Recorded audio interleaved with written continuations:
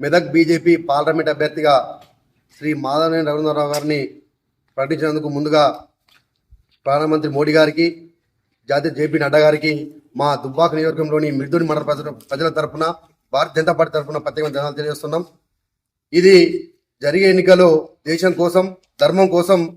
కాబట్టి ఎన్నికలలో ప్రతొక్క పౌరుడు, మిర్దూని మండలంలో ఉన్నటువంటి ప్రతొక్క నాయకుడు, ఇది లోకల్ ఎలక్షన్ కాదు కాబట్టి ఈ దేశంలో మనం సుభిక్షంగా ఉండాలన్నా, ఆర్టికల్ 370 రద్దు అయిందన్నా, 500 ఏళ్ల నాటి భవ్యమైన రామ మందిరం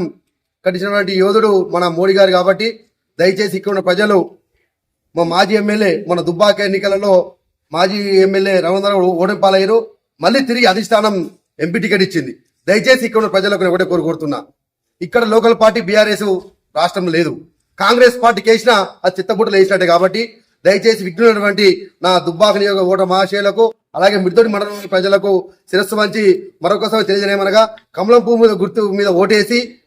మనము ఈ మెదక్ పార్లమెంట్ గెలిపించినట్టయితే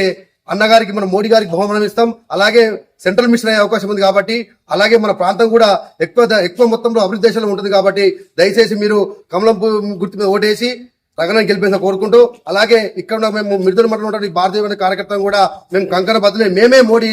మేమే రగన్న లెక్క అభ్యర్థిగా ఉండి మేము గెలిపించి ఈ మెదక్ పార్లమెంట్ సీట్ మేము మోడీ గారికి బహుమానం ఇస్తామని తెలియజేస్తా ఉన్నాం.